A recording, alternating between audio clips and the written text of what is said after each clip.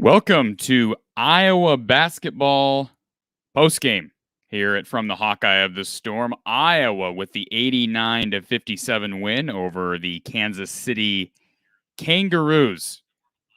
Let's get rid of that echo. There we go. Apologize for that.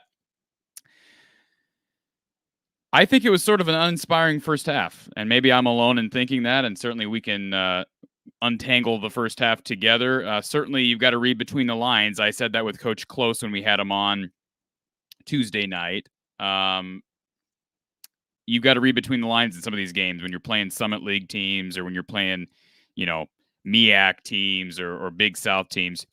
And certainly with Kansas City in the first half, I thought Iowa was a little bit slow defensively, lacked the energy they had early on during the last game. And that may just be opponent. You don't necessarily show up the way you do for a season opener. But certainly a fire was lit heading into halftime, heading out of halftime, and the second half was much, much better. So again, Iowa with the 89-57 win. Cancer Culture with us here. He says, "Go Hawks." Absolutely. He then says, "Final Four." Well, certainly let's celebrate the here and the now because I don't know what this team is going to do heading into the Big Ten. I have some concerns, and I talked about some of those concerns during our shows last week. But I still have concerns. And that's okay. It's early. It's a young team. It's a team that's built completely different than Iowa the past, 4, 5, 6 years? I mean, it's completely different. And I'll talk about why that is. But I think that's certainly a factor. Give me just a second here.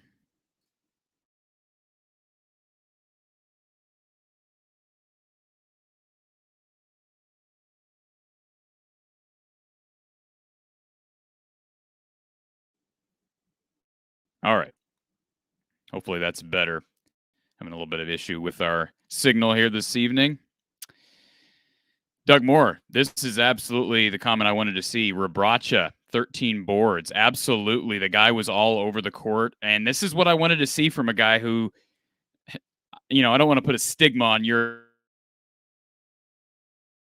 players, but typically you get a guy from Serbia, you're going to get a guy who's nifty around the rim, certainly can stretch the floor. We haven't seen Philip stretch the floor yet, but I believe, given what we saw from him at North Dakota, that he's a guy who can step out and shoot threes. I would like to see that happen more, especially given Iowa's potential struggles from behind the arc, which I still believe are very real, despite the fact that they made 15 on Tuesday. But Rebracha, 13 boards is huge. I know it's against Kansas City, but Iowa did struggle in the rebounding department. Coach Gary Close brought that up with us on Tuesday, that Iowa did seem to struggle against smaller opponents in their exhibition and during their home opener, rebounding the basketball. So, Rebracha, if he's going to be Iowa's 5, he's got to rebound the ball. All right, Philip Rebracha tonight, 9 points, 13 boards. That's a solid stat line. I'll take that all day long. Now, can he do that in the Big Ten? I don't know. Some of my concerns center around who does Iowa turn to when you play Kofi Coburn, Zach Edey at Purdue, Trevion Williams at Purdue, EJ Liddell at Ohio State. Maybe Iowa can play small ball against Ohio State. They kind of did that last year. If you recall, Jack Nunge went down, I believe, before the Ohio State game last spring, and Iowa was able to win on the road at Ohio State playing kind of small ball. EJ Liddell is not the biggest guy, but again, there are really talented big men in this conference. I think of I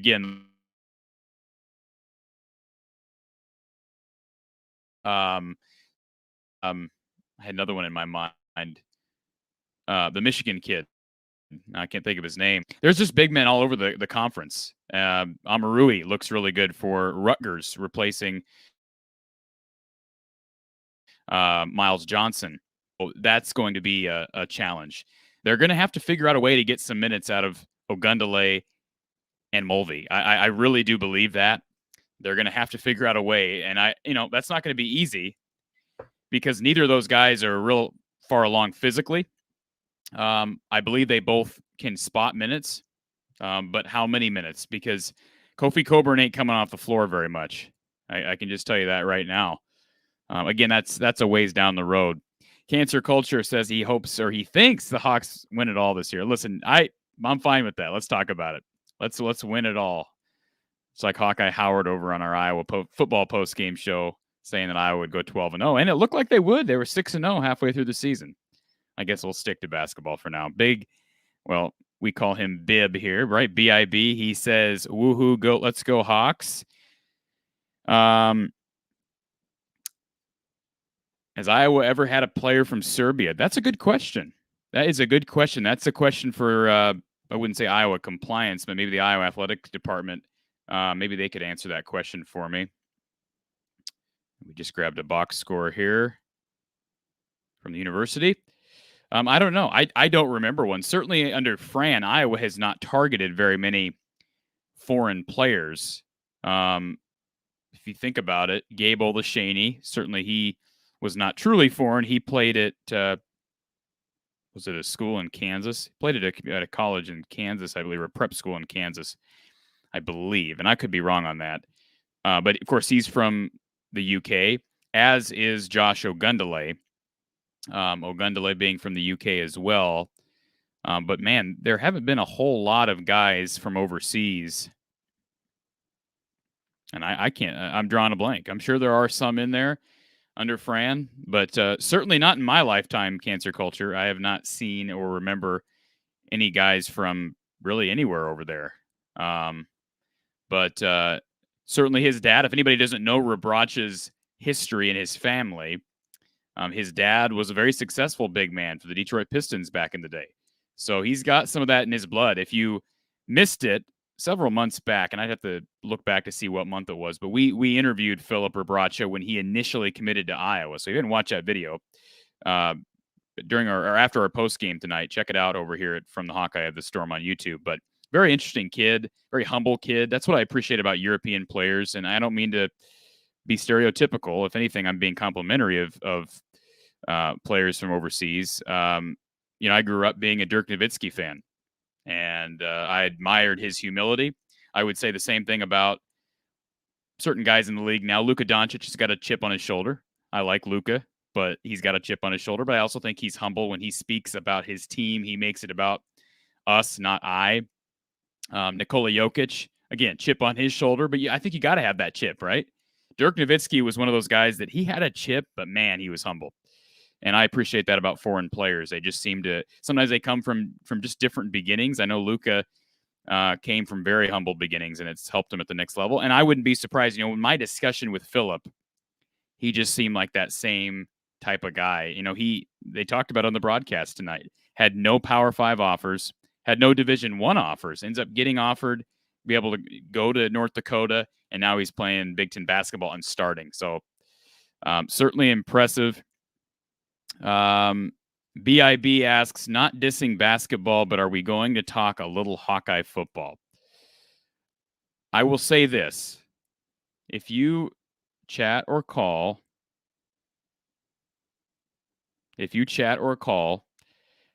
we will talk football. And I just had Don Patterson text me, just as BIB commented this about football. We can talk football. Give us a call. By the way, our line is open, 515-635-1601. Yes, that's a different line than our Iowa football postgame line. We use the Voice of College football line for that postgame. This is our personal line here. Not my personal phone number, but our from the Hawkeye of the Storm postgame line, 515-635-1601. And we can talk football. But again, this is the Iowa postgame show for Iowa basketball, so we try to keep it Iowa-centered, but certainly we're here to talk Iowa sports. Charles Harris says, I think it's reasonable for Iowa, or to believe Iowa, will do better than the preseason expectations. Absolutely. Their athleticism is going to help them on the defensive end. I still see Iowa missing assignments, breaking down at times. I saw that in the first half. Let's be honest, Kansas City missed a lot of shots. Now, I'm not trying to say that Kansas City would have won this game had they made open shots, but there were a lot of open shots missed. if you watch the first half. Second half, Iowa improved. I think Fran said something in the locker room, woke some of the guys that I thought kind of played. I don't want to say lazy or sloppy, but there were some ridiculous turnover. I know Joe Toussaint had a really ugly turnover where he's just completely out of control. We've seen that over the course of his career. Chris Murray, I love the kid, and I love him and Keegan, but that kid's got to learn how to finish around the rim. I love his athleticism. I know he comes from a great background and certainly has great skill, but he's got to learn how to finish strong. And right now, he's still learning that. He had a couple around the rim where to me, he looks timid. I don't know if anybody else sees that, but to me, Chris Murray still looks a bit timid. But it's early, right? It's game 2. He really didn't play last year. Keegan has learned to finish strong around the rim. He's got moments where he still doesn't go up as strong as I'd like to see him go up. And maybe he never will. Maybe he's just not that guy. But I think Chris is certainly further behind, and that's understandable. And that's why Fran built the schedule the way he did for this team this year. Yeah, this is something that we were going to talk about. That's absolutely correct, Doug. 4 of 16 from three-point land today. So everybody was going gaga over Iowa's 15 of 33 on Tuesday against Longwood, right? That is not going to be sustainable. And I'm not saying that they can't be a decent three-point shooting team, but there are going to be plenty of nights. I firmly believe this. There will be plenty of nights where Iowa shoots for 25%, right? I can do math. 25% from outside. Look, they still scored, 89 points and probably would have hit 100 had they not taken out their starters. So, there is that. Again, opponent. That's why it's hard to really gauge teams this early against this level of competition. But Bohannon hit a couple. Keegan had at least one. Sandfort struggled again from 3, although he actually shot pretty well the other night. Shot really well in the exhibition, second half of the exhibition. But, three-point shooting will be interesting. Somebody's got to make shots. Patrick's got to shoot better. Can Aaron Eulis start to be confident from behind the arc? Chris Murray, he's got a good shot. I mean, I watched these kids down at DME Academy down in Florida before they got here. Both Keegan and Chris could shoot from 3. In fact, watching Chris's tape, that might be what I'd say was his strength. Now it's a different animal trying to get shots off Division I basketball in general, certainly the Big Ten. But even at this point, we're still not really seeing Chris real confident from behind the three-point arc. But they're getting it done. So, again, don't want to draw too vast of conclusions at this point. Saw this. Nebraska is currently losing to Sam Houston. And keep in mind, this is the same Nebraska team that just lost on Tuesday to Western Illinois. So Fred Hoiberg, I'm not saying he's in trouble. He's not. There's too much heritage there at Nebraska. He's not going to be let go after the season. But if you have a poor season this year, then you are certainly on the hot seat going into next year because they have not really done anything since he got there.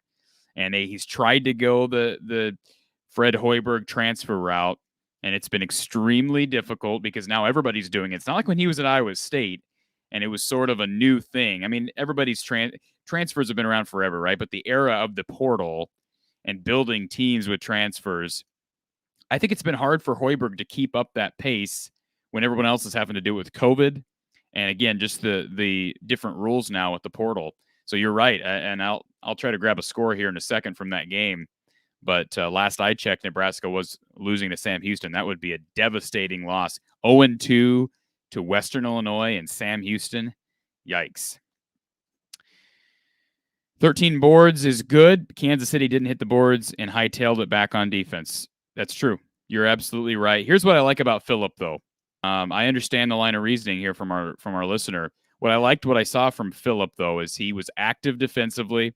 We saw him get involved offensively more. To me, he's going to be the jack of all trades guy that's going to help the offense move. Because you have guys on this team who have specialties. Joe Toussaint's the bulldog that can drive it, but really is not strong from 3. You got Tony Perkins, who I view as more of a perimeter defender. Aaron Eulis, hopefully he can turn into a kind of a jack of all trades. But Philip Obracha, I think, can do it all. Now, can he do it all at a high level? That's still a question. We don't know. But I think his 13 boards was indicative of his energy. And again, he made some nice defensive plays in this game, and made some shots around the basket. He's got good hands, good touch on the ball. And again, you can attribute that to his roots. He's an experienced guy. I keep thinking he's a freshman. He's not, right? He's a transfer, and he's actually got 2 years of eligibility, and he plans to exercise those, at least last I heard from him. But you're right. I was going to have to prove it on the boards moving forward, and I still think Keegan's got. I mean, Keegan, 25 points, but just 4 rebounds. So he's going to have to rebound better at some point. Maybe he's not had to do that here. Certainly, he only played like 17 minutes, I think, in game 1 against Longwood. So, but he's too athletic and too long not to be getting more rebounds than this. You could say the same thing about Chris, although I think Chris has rebounded at a pretty good level so far. At least tonight, I thought he did, and I'll have to grab those stats from Chris here in a moment. Hawkeye Howard, good to have you here. I think he means here you got a handful of steering wheel. Are you driving, Hawkeye Howard? Do not text me while you're driving. Do not comment while you're driving. Maybe he's not. I hope not. I hope not, from Hawkeye Howard. BIB, there is no super chat, right? We got to get to 1,000 subscribers to activate the super chat here, BIB. So if you want to donate to our show, go down the description below, and you can donate there. There's a link to donate to our show, to our channel, in the description below this video. Once we get to 1,000 subs, help us get to 1,000, then that super chat option will be there. But that's why we don't have the super chat option over at the Iowa, the Voice of College Football channel. If you're going to super chat there, you've got to do it through the main channel, which has 30-some thousand subs. So we're just trying to build these channels up, and we need your help to do that. And I guess that leads us into, I could do a little promotion here, right? Please share our show on social media. If you're enjoying the content, others will certainly as well. Share our show on social media. Tell others about it. And you're welcome to donate, but sharing our show will help us immensely. So we appreciate that. Cancer culture, Vlade Divac, prime example. Guy who had a chip on his shoulder, but certainly was kind of a jack of all trades. Although Vlade didn't really shoot from outside much, at least not that I remember. I was pretty young when Vlade was in the league. But yeah, I wouldn't mind seeing Fran take advantage of Europe a little bit more. We're seeing a lot of teams doing it now at almost every level. And certainly we're seeing that in the NBA as well. Good to see you here, Bob. He says that Keegan is going to be the Big Ten Player of the Year. I hope so. That's certainly, I think Jess Settles sort of, he sort of threw some water on the fire for that tonight. I mean, he was asked about it, and I know the Big Ten Network, I think it was Stephen Bardo. Was it Stephen who brought up that he thought Keegan has a chance to be the Player of the Year this year? That's a long ways off. Again, Keegan's got to shoot well from 3 if he wants any chance at that. If this team wants to have a lot of success, I think Keegan's got to shoot well from 3. I really do. He's got to be able to finish around the rim, and he's got to rebound better. Now, I'm nitpicking. No question. He's been tremendous these first few games. Absolutely. I'm nitpicking. But if we're talking about Keegan being a first-round draft pick and this team actually competing for the tournament and maybe making a run, to me, Keegan has to be able to be an elite rebounder. And there's just no question about it. He's got to be able to make threes at a decent rate. And so far he has. I mean, looking back at his stats for tonight, let me grab his 3-point. I think he was 1 of 3. Am I right? 25 points, 4 boards. And Keegan Murray was, 1 of 3 from 3. So, didn't shoot a lot. I think he missed his first 2, made his last one. So, he plays within himself. He doesn't force anything. teams are going to start picking up on his little move. He likes to spin left, and then he spins right. He kind of spins both ways effectively, but he's going to have to adjust. And once you get to the Big Ten, guys are going to start scheming to shut him down. Teams didn't have to do that last year. They couldn't do that because you had to scheme against Luka and you had to scheme against Frederick and Wieskamp. Teams are going to be scheming against Keegan this year, and they're going to have a lot of tape. By the time you get to Big Ten play, these teams are going to have a lot of tape to look at, and so Keegan's going to have to adjust. Max says they closed out the first half. Absolutely. That little 10-0 spurt really seemed to give them some energy. That's a good point because I think something had to have been said at halftime because it was sort of a lackadaisical first half. But you're absolutely right, Max. That momentum going into halftime, I've always been a big believer of that. And, the last 3 minutes of the first half, first 3 minutes of the second half are huge.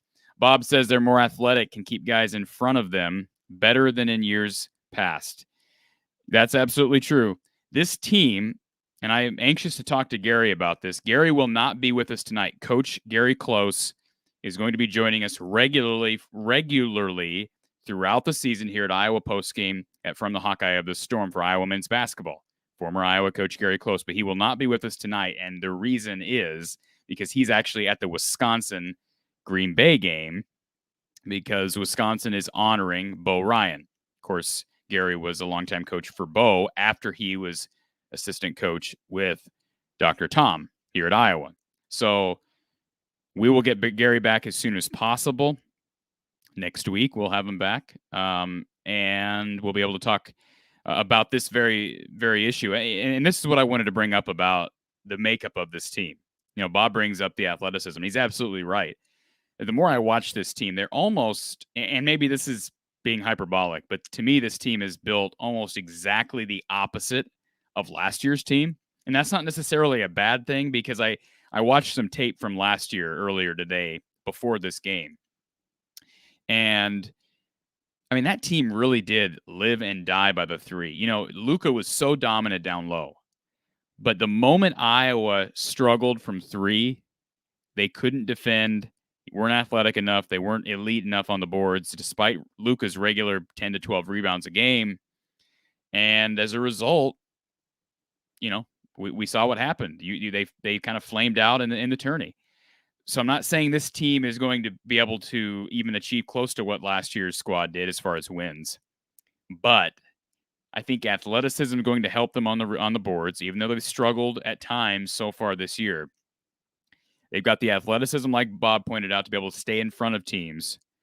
3-point shooting is a question mark. If you can get decent 3-point shooting from Keegan, from Patrick, certainly from Peyton Sandfort, to me, he still didn't look real comfortable, but it's just 2 games in. And certainly Jordan Bohannon's got to play at a consistent level. He doesn't have to score 20 a game, but if he can make 4 to 5 threes a game, now that's a lot. But if he can do that, boy, that takes his team to a new level. Looked like he was going to do that tonight, and ended up with only a couple.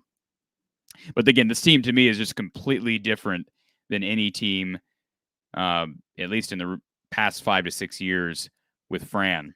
So it's a different brand of basketball. To me, this is a better fast break team. They're going to be able to get up and move a little bit more than last year's team. I mean, look at the guys last year. And the guys Iowa lost. I know Joe Wieskamp had a ridiculous vertical jump at the NBA Combine, but, I mean, would anybody sit here and say that Joe's greatest trait was athleticism? I wouldn't. He's an elite shooter, right? He could score. But there were times where I was frustrated with Joe not being able to finish around the rim. Would anybody here say that Luka was elite defensively or athletically? Absolutely not. Same with CJ Frederick, Connor and Jordan. I mean, that was your nucleus right there. That was your nucleus, and then you add on a guy like Keegan. Now the nucleus is Keegan Murray. It's Joe Toussaint at the point. Jordan Bohannon's still there, so you give up some athleticism there, but hopefully you replace it with elite 3-point shooting. And then you add in athletic guys like Perkins, like Ulis, like Chris Murray. And then a skilled guy like Rebracha, who I don't think is tremendously athletic, but I don't think he suffers in that category. he's like I said, your I don't want to say average European player because that sounds bad, but look at a guy like Dirk. He was not an athlete, but he's still going to go down in my mind as a top 10 player of all time. And that says something. So you can, his ability, Rebrach's ability to be crafty around the rim, to bang for rebounds, to bang defensively, and just his leadership will pay huge dividends for this team. So maybe they can make up some of the ground that team last year lost and lacked throughout the year. No question about it. Cancer culture. Don Patterson is a living legend. Well, I'm going to send that to Don right now because that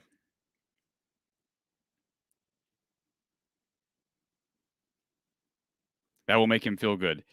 Don is riding solo this week. I don't think he'll mind me saying this.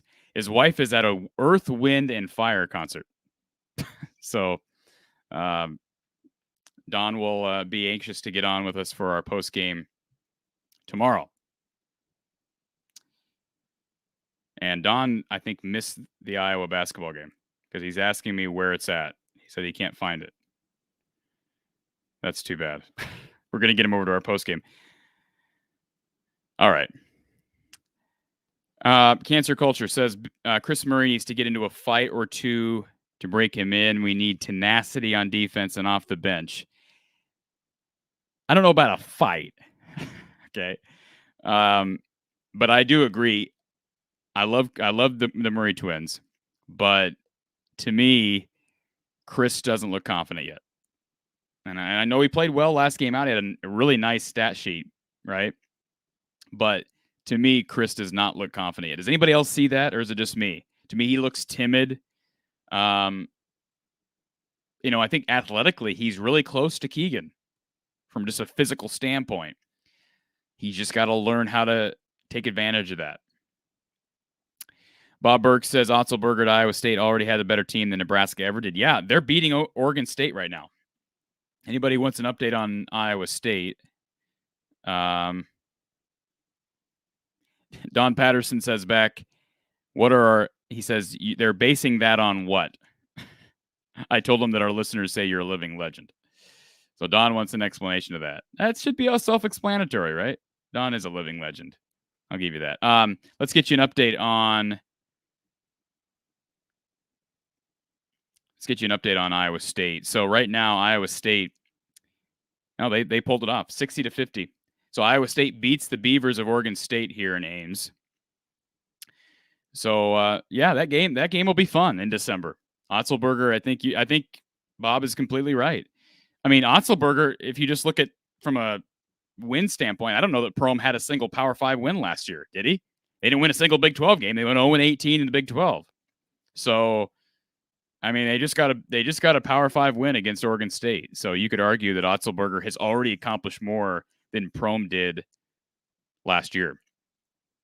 BIB says, what's your favorite sport, hardwood or football? Don't ask me that question. Unfair question, BIB. Unfair question. My favorite sport in the fall is football. My favorite sport in the winter is basketball. How about that for an answer? Bob gives us an update. This was a few minutes ago. I'm missing this chat. I'm a little behind in the chat here. Houston, Nebraska, or Sam Houston, not Houston. Sam Houston. I guess he meant Sam when he said same here. Sam Houston and Nebraska were tied. Let's get you an update on that game. Nebraska leads 62-57 late in the second quarter, so they're trying to pull this thing out now. Minnesota beat Western Kentucky 73-69. Michigan State over Western Michigan, who Iowa plays, by the way. Michigan State beat Western Michigan 90-46. Wisconsin beat Green Bay 72-34. Your typical defensive performance from the Badgers. Purdue over Indiana State 92-67. Northwestern over High Point 95-60. Indiana over Northern Illinois 85-49. Oregon State over Niagara 84-74. Illinois leading Arkansas State right now 63-62. So yeah, some close games right now across the Big Ten, and I will say this: the Big Ten's going to be fun. because this is an athletic team, and I don't care. I'm not saying it's fun to watch this team lose, but I do believe this team has the ability to be as fun to watch as last year's team. Again, totally different makeup. Last year was live and die by the three. I think this year it's going to be live and die by the fast break. Can you control tempo? Can you execute on the boards? And if they can do that, this team is young enough that I think they can hang out. I mean, they've got their deep team too. Let's not forget that they're a deep team, and they will certainly be able to run with anybody, I believe, at any level this year. Okay. BIB, I appreciate this. He said he's going to send an email out to 38,000 employees ASAP and tell them to sub or get a pink slip. That's great. Do that, please. That would be awesome. All we need is 1,000. So if 1/38 of your 38,000 employees, Bib, decide to subscribe, we'll get to 1,000 and we can start getting super chats. So, and I'll say the same thing Mark says. Even if you're not an Iowa fan, or even if you're not interested in regular post-game coverage of Iowa basketball, help us to get to 1,000. Once we get comfortably over 1,000, you can unsubscribe if you need to. But that will help us in the algorithm for YouTube, and it will help us. We'll get super chats unlocked, and we'll be able to run our show even better. Okay, football question. I guess we'll take a football question. Tyrone Tracy, over under receiving yards, 33.5. I am taking the under. Taking the under. And that's not an insult to Tyrone Tracy, but we're seeing the evolution of Arlen Bruce, of Keegan Johnson. I think we're going to see more Sam Laporta this week. I don't think we're seeing the tight ends nearly enough in the passing game. Early on in the season, that was those guys were sort of Petrus safety blankets. We need to see more of Laporta and of Lachey. And I believe, I'm just speculating here, but I believe that if Brian's going to do anything this week as the tight ends coach, hint, hint, he will get these guys going in the passing game. But I will take the under. Would love to see Tracy get the over there. Absolutely would love to see that because Tracy is a hard worker. We saw him really fight after a couple catches last week. But I'll take the under. I seem to like basketball as much as you do football. Absolutely true. Absolutely true. When it comes to Hawkeye basketball, this might be embarrassing to say, but I followed Iowa basketball during the Licklider era. I didn't turn them off. I watched basically every game, as sad as it was. Little Lick era. I watched Iowa basketball. All right, let's see here. Appreciate this compliment from BIB. Corey Brada is a living legend in the making. Appreciate that. That is a sincere compliment, and I'm not worthy of that, but I appreciate that. Fight in basketball terms means scuffle. I don't think Chris is that way. I just don't think he is that guy. And I apologize if we just missed our caller. Call back. We just missed a call, and I apologize for that. I was focused on the comments. So whoever just called here a moment ago, I apologize. Give us a call back here from the Hawkeye of the Storm. 515-635-1601. 515-635-1601. And again, I apologize for missing that call. Let's try it again. Thank you for calling from the Hawkeye of the Storm in Iowa postgame. Who's on the line? Oh, this is BIB. BIB, the infamous Bib. How you doing, buddy? Not too bad. 38,000. You got 38,000 employees. Yeah, we have a lot of employees. I work for a pretty large healthcare organization, so I got to get out of this TV room because I'm hearing myself and I'm flipping out. There we go. Getting the feedback from the TV from watching you guys. Oh, so, we're on the TV. Wow, we are famous now. Yeah, I'm watching on YouTube right now. Yeah. I I had a question in regards to football. Yeah. I know it's a basketball forum and stuff, but No, you're good. what do you think about Padilla tomorrow? How he's going to handle this pressure coming in? This is his first start, and it's in front of 70,000. Thank God, Hawkeye fans. But Yeah. he's had to think about it all week long. Is that going to damper his performance? I know the weather isn't going to be an issue, so it's going to be a little chilly, but I just hopefully that he can perform well enough tomorrow. I think he'll be fine. Do you live here in Iowa, Bib? Nope, I live in New Jersey, actually. Okay, so I don't know if you know the weather here in Iowa today was ridiculous. What was it? We had snow this morning. Okay. Oh wow. We've still got 50-mile-per-hour wind gusts. All right. And it's basically been misting / snowing throughout the day. Windy, nasty, cold. Now, the last time I checked the forecast, it's supposed to die down. The wind is supposed to die down a bit tomorrow during the day. What I saw, 10 to 20-mile-per-hour winds, which isn't bad. Now, you have a guy who hasn't started a college game going into a must-win situation if Iowa wants any chance of the West. Yeah, that worries me a little bit, which makes me think Iowa is going to try to pound it on the ground. But you and I both know, as much as we want to convince ourselves that Iowa can run the ball, they never really do. So I don't think they'll be able to run the ball against Minnesota. Yeah, exactly. I think Minnesota's defense is pretty damn tough too. So it is against the run. They're not going to win. They're not going to win the run battle. Like this is my issue with Brian Ferentz and Kirk. Whoever's making this call, and ultimately it comes down to Kirk. Yep. Sometimes you have to just accept. Like this is what Hayden did, right? Hayden accepted that we got to win different ways. Brett Bielema is a perfect example of that.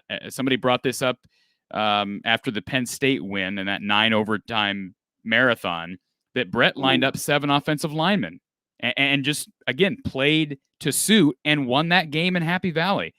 The problem, I believe, of this coaching staff is the stubbornness to not change even mid-game or pre-game for one game. Now, I'm not talking about changing philosophy, but making adjustments. When you play Wisconsin, you're not going to be able to beat them on the ground. And year after year after year, Iowa says, well, we're going to bang our head against the wall, and hopefully we break through.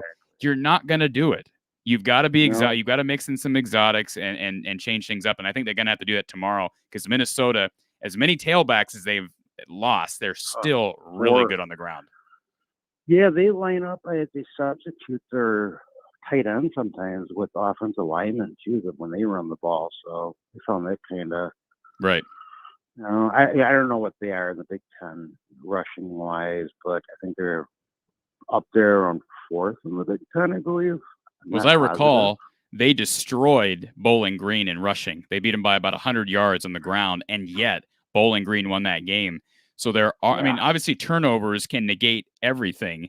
And Tanner Morgan has shown he's willing to turn the ball over. I believe he's got a 5 to 7 touchdown to turnover or interception ratio. So I think it'll be huge if Riley Moss plays tomorrow. It sounds like he's going to. I hope if he plays tomorrow, man, that helps immensely because he's been great against Minnesota throughout his career.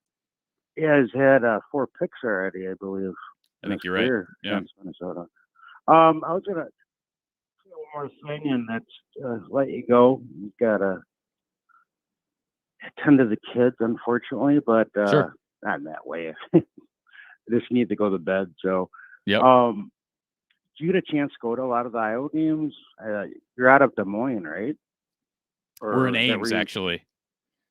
Oh, okay. I mean, I always have. I haven't been to a single game since COVID. You know, and I don't know that we'll end up going this year. I'm trying to think of the last game I went to. The last game I went to, I believe. Now, I may have went to one in Carver in right before things shut down last year. But I went to Iowa at Minnesota up at the barn in early 2019. Yeah, that was early 2020. That was February of last year. And Iowa came back and won that game, and that was an awesome experience. But I think that's the last college game I've been to. Was early last year. Oh, wow. Yeah, last game I made it to a couple games this year. I was at the Penn State game. And then I was at the opener against Indiana. It's kind of a long drive for us. Those were a couple of good games to be there for. Oh yeah, well, it was worth it. 1,500 miles there, and one way. So yeah. Quite a drive. But no, listen, I appreciate your show. I think you've got a lot of things going on. Great. That 1,000 will come and go before you know it.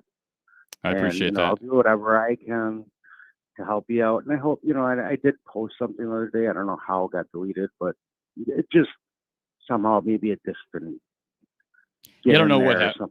I don't know what happened there. I've heard that from a few other people that comments that they post get deleted. Yep. But I don't know how that's happening. I had somebody that went on almost a tirade and started spewing vulgarities at me because their comments were disappearing. And I think the reason their comments were disappearing is because they're using foul language, and YouTube. They'll knock it off. Right yeah. So I don't know what he's pissed off at me for, but anyways, no, I do appreciate whenever our listeners and you certainly have done that, sharing our show out and helping us get to the 1,000 sub mark, and we appreciate the support. All right, go Hawks. All right, go Hawks. BIB. Have a good night. Have a good show. Thank you. All right, appreciate the call there from our listener out in New Jersey, and. Sorry, I'm behind in the chat here. Our lines are open if you do want to call, talk about either the game tonight or Iowa football tomorrow. I'm not the one who brought it up. If you want to talk about Iowa football, we can talk about Iowa football. Bob Burke. Joey T scares me. He's going to be too wild on the road. Well, we've seen him on the road. The good news about Joe Toussaint is he's got a lot of experience. He's played in the toughest environments, and I think he's played pretty well on the road. Like, I'd have to look back at his numbers. I don't think he turns the ball over at a higher rate on the road, Bob. You saw him drive into a bunch of traffic tonight, lost the ball, and that's going to be just something we're going to have to learn to live with Joe T. Now, I hope we saw Joe T make a 3 against Longwood. I'd like to see Joe. I know I've been saying this for 2 years now, but get more involved offensively. To me, I go back to athleticism and speed and quickness.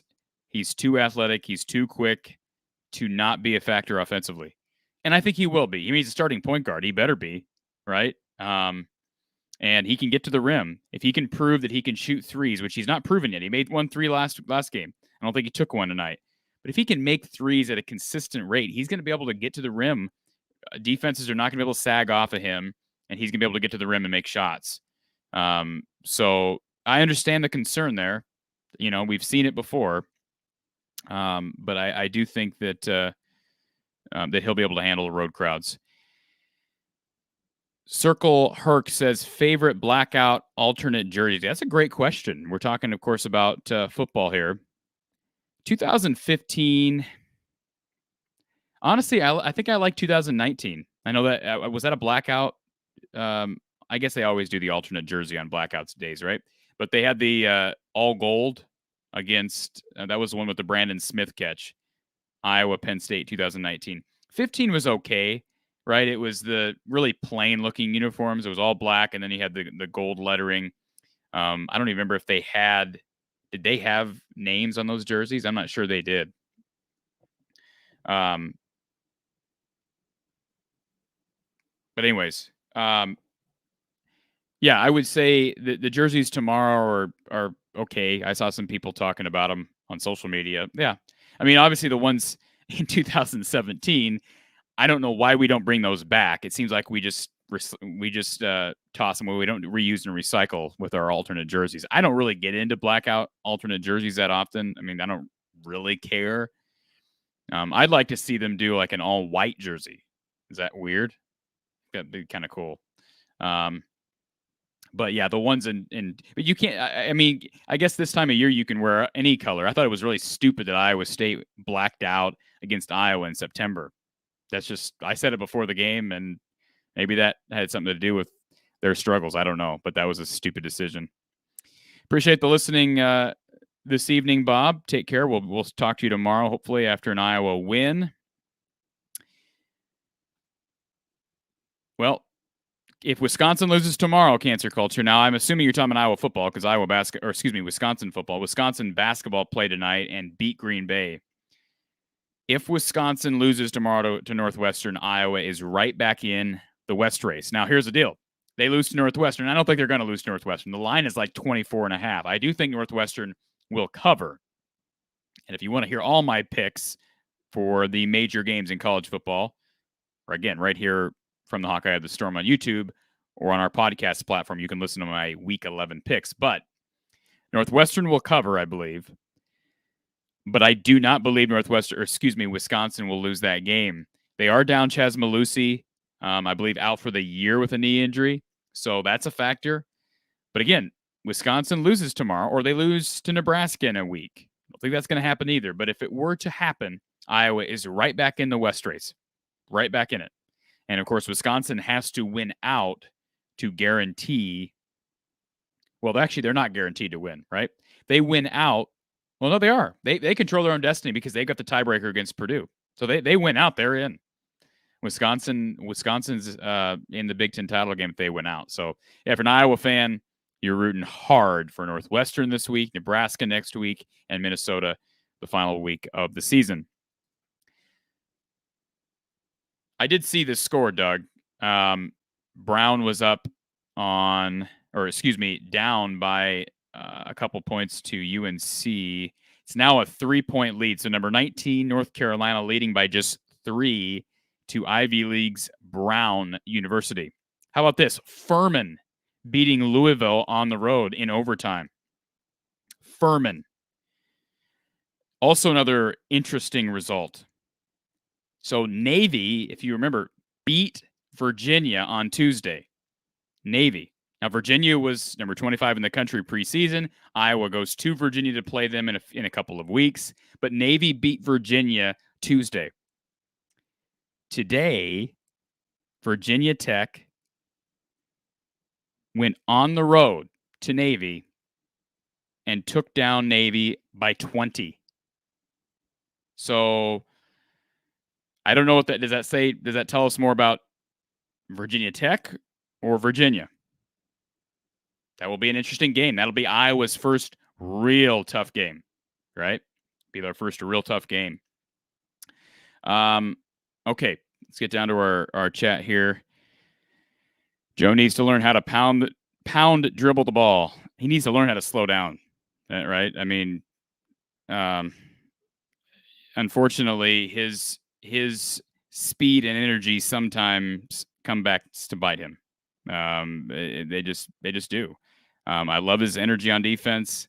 I did see him, today he got beat once defensively, and I think he thought he had help behind him. You should learn when you're playing on an Iowa defense that you usually don't have help behind you. Why does it feel like we've talked very little about the actual game tonight? Anybody else feel that? All right. Let's run through our stats for tonight because I don't want to forget the reason we're here. All right, you can still call us. You see the number there at the bottom, 515-635-1601. 515-635-1601. Iowa over Kansas City, 89-57. Keegan Murray with 25 points, 4 boards. Had a slow start, but he was still efficient. 9 of 15. To me, he's got to rebound better. He was 1 of 3 from 3.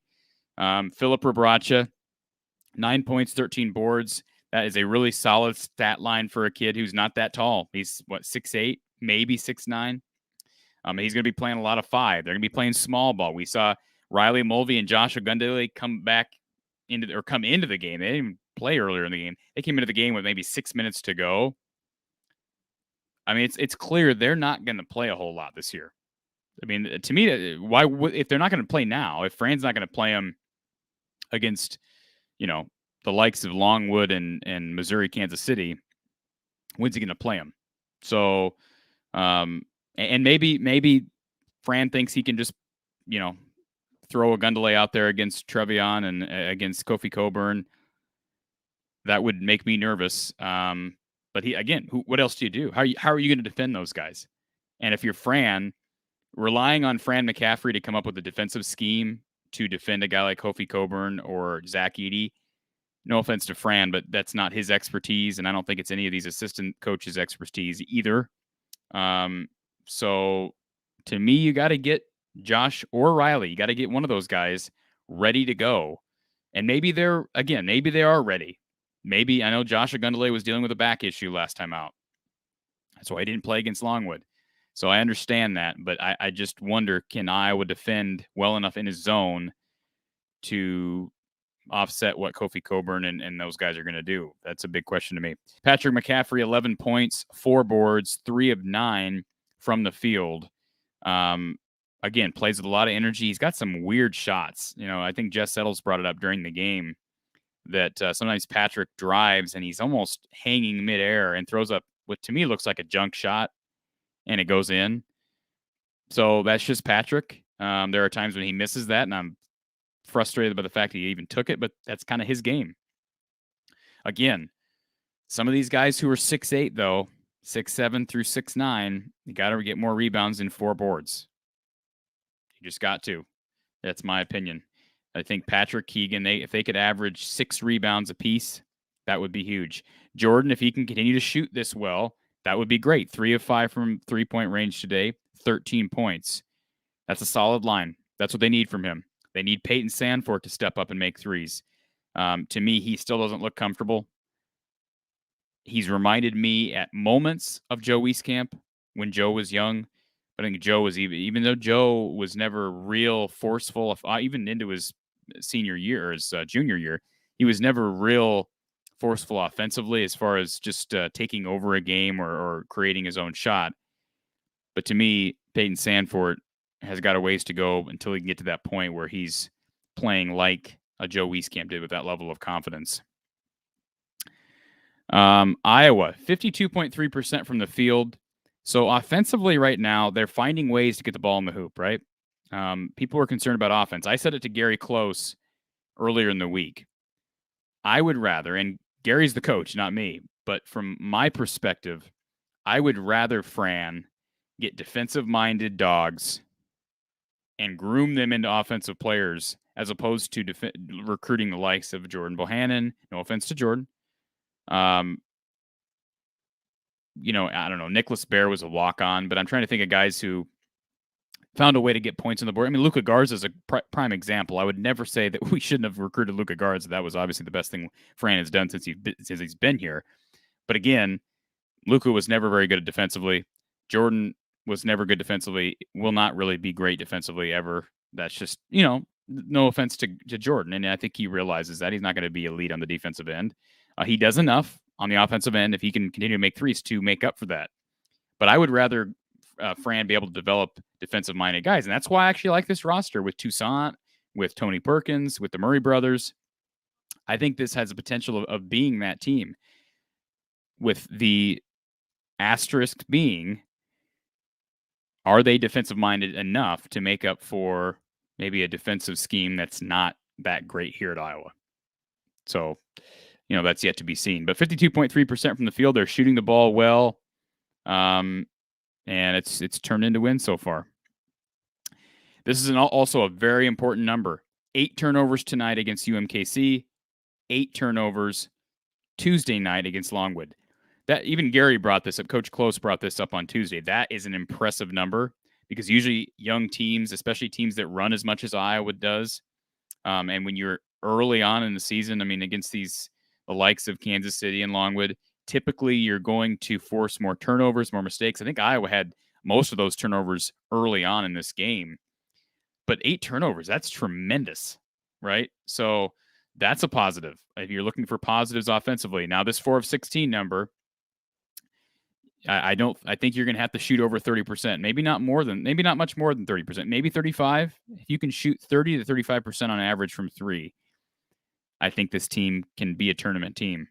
But I don't think you can survive off 25% from 3. That's just my opinion. Maybe they'll prove me wrong. Maybe they can. And if they do, more power to them.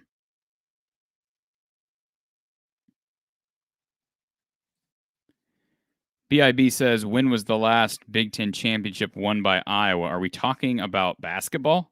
Because it's been 41 years. 41 years. Now, we're talking about a Big Ten tournament. Of course, they won that in 2006. 2006. But if we're talking about a regular season championship and we're talking about basketball, it's been 41 years, I believe. Look back at the stats. Circle Herc says Iowa versus Ball State 2010 was the best alternative jersey ever. Was that? All right, I'm trying to rack this up by my own memory. Circle Herc, was this the old style, the throwback jerseys? I think it was, although I could be wrong on that. I don't think that was 2010. I feel like that was later on.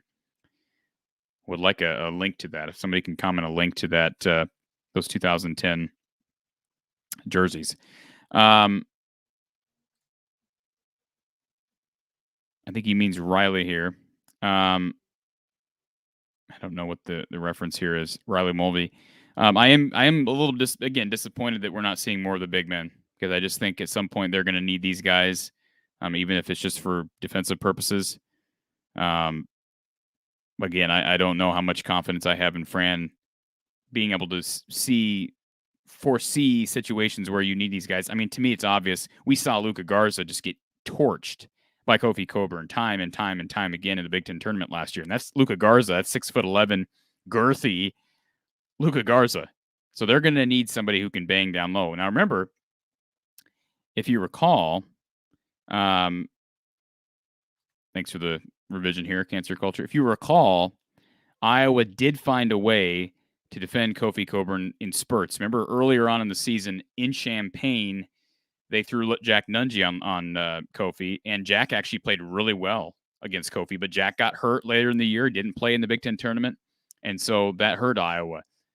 Josh Ogundele came in, even though he's a freshman, came in last year and actually banged with Kofi Coburn for a few possessions and held his own. They got to figure out a way to get Josh ready to do that. And I know that's a ways off, but Big Ten season's about a month away. And I don't remember if they play Illinois twice this year or not, but you're going to have to defend big men. This is a conference of big men, despite the fact that Luka is gone. I want to remind everybody, we will be with you throughout the season here from the Hawkeye of the Storm for Iowa men's basketball postgame with Coach Gary Close. If you don't know Gary was an assistant coach for 14 years with Coach Tom Davis. I know a lot of the guys, including some of the guys we heard from tonight. Jess Settles, Kenyon Murray really liked Gary Close, just from what I've heard. I don't know Jess or Kenyon personally, but I know Gary was very well respected among the Iowa program, still is. Gary has a son who is helping out with the men's basketball team this year. And of course, Gary, after his time at Iowa, went on to coach with Bo Ryan at Wisconsin, went to 2 Final Fours, coached Frank Kaminsky. Dean Oliver is an assistant still at Wisconsin. So he, not only did Gary coach Dean briefly, he also coached with him at Wisconsin. Gary has insight on the tragedy that was Chris Street's passing. Of course, he was an assistant at that time. So many things to pick Gary's mind on and his brain on. If you missed our post game after the Longwood game, you can watch it right here from the Hawkeye of the Storm. I also want to let everybody know our show is available. Let me pop this up here. Our show is available, if you see on the bottom ticker here, through Spotify, Apple, Google, and more. So, of course, we do our live shows, our post-game shows after nearly every Iowa basketball game. But in addition, you can listen to these shows on demand from the Hawkeye of the Storm on Spotify, Apple, Anchor, Amazon, wherever you listen to your podcasts. You can also listen to our post-game with Don Patterson. If you want to listen live to our post-game with Don Patterson, that's over at the Iowa channel, Iowa at the Voice of College Football, Iowa at the Voice of College Football on YouTube. And you can listen live following every Iowa football game. So we'll be with you tomorrow to talk football. But again, Gary Close will be with us throughout the season. He was not with us tonight because he's at the Minnesota game, but he will be with us next week. I can't guarantee that we will have a show Tuesday, and here's why. I'm having surgery Tuesday during the day, and as devoted as I am to jumping on here and talking Iowa sports, I'm not sure that I'll be able to swing that coming off of a high level of anesthesia. Okay, so I'll actually be in Iowa City. I'm having the surgery done there in Iowa City at the University of Iowa. But of course, Iowa does play that night. That's why I bring that up. I'll throw up the information for Iowa's next home game, their next game. Iowa, North Carolina Central, Tuesday, November 16th. That's this coming Tuesday, 8 p.m. It will be on BTN. So if you weren't able to watch tonight, you'll be able to watch on Tuesday, 8 p.m. on BTN, Iowa and North Carolina Central. As you'll recall, North Carolina Central played Iowa in the season opener last year. So some connections there, and that's a solid program. Not saying that they're going to come in here and win. They certainly should not, but that's a solid program. Max says, Ogundele guarded Kofi for like a minute in the Big Ten tournament. He honestly did better than Luka did that whole game. This might be the comment of the day, Max. You're absolutely right. Now, there's a reason why. Let's be honest, Max. There's a reason why a guy can come in for a couple possessions at an energy level that perhaps a guy who's playing 40 minutes in a game cannot sustain, Luka specifically. Now, Luka gives up athleticism. He gives up strength. I love Luka, but he got torched against Kofi. You're absolutely right on that. And Ogundele, just because of his size, was able to defend him. And I think Riley Mulvey, I don't know. I guess I shouldn't say that. Riley is more defensive-minded. I know in high school he was more defensive-minded. So that's why I say it doesn't necessarily have to be Ogundele, but Fran's going to have to figure someone out to be able to guard some of these big men in the Big Ten. And I know I'm only bringing up a few. There are more than the guys I just brought up. And certainly Amarui at Rutgers isn't a real big guy, but he's a really skilled big guy. I'm trying to think Maryland. As far as Big Ten rosters, I brought up the Ohio State kid, E.J. Liddell. I'm hearing my wife in the other room. I can't focus. Yeah, but the bottom line is the Big Ten. The Big Ten's got a tremendous number of big guys, and right now the biggest guy that Iowa has playing regular minutes, you could argue, is Philip Rebracha. Keegan Murray. Heck, Keegan Murray is jumping at the beginning of the game for the opening tip. So, that's, I don't say it's a concern. Small ball is basketball in 2021, but I think at some point they got to have a big man. Again, we appreciate everybody's support. Please share our show out on social media, even if it's after the fact, even if it's not live. You share it out, or just spread it by word of mouth. If you live in the Iowa City area or wherever you live and you know Hawkeye fans that would enjoy the content, please help us by sharing the show. Also, if you want to donate towards the show, donate below. If you look through our description, you'll be able to find a link to donate to the show to help this continue to grow.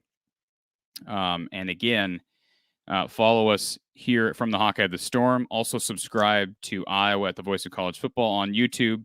Find our podcast from the Hawkeye of the Storm, where you can listen to our weekly podcast, Bradda's Branded Thoughts, as well as get our weekly college football picks and listen to the on-demand versions of every Iowa postgame that we do here at From the Hawkeye of the Storm in Iowa at the Voice of College Football. All right. I think that wraps it up. I guess speak now or forever hold your peace. If there's anything else I'm missing here, again, we will be back with you next week for Iowa basketball postgame, but we'll be with you tomorrow over at Iowa, the Voice of College Football on YouTube, following what we hope to be an Iowa win over the Minnesota Gophers in the battle for the Floyd of Rosedale. Appreciate everybody joining us tonight. Iowa with the 89 to, let me get the score right, 89-57 win. And I do see a final comment here. BIB says he doesn't see a link. Let me check on that. BIB should be there. If you look in your description, I'm on it right now. 3 paragraphs down, it says donate to our channel. You pull it up here if you're on your phone, right there. Donate to our channel. All right. We do appreciate that. Hawkeye Howard, go Hawks. Absolutely. Let's get a win tomorrow. Iowa 2-0 in basketball. They're 7-2 in football. So there are still things to play for, still things to put our hope in. And again, Iowa, Minnesota tomorrow, 2:30 p.m. And I believe that game, let me double check here. It's a BTN game. Yes, it is. BTN game, 2:30 tomorrow. We'll be with you over at Iowa with the Voice of College Football following the game. Have a great night, folks. Go Hawks.